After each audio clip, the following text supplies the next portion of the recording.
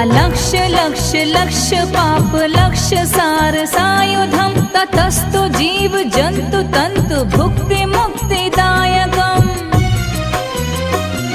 विरंचि विष्णु शंकर सखीय धाम वर्मदे त्वदीय पाद पंकजं नमामि देवी नर्मदे त्वदीय पाद पंकजं नमामि देवी नर्मदे। नमामि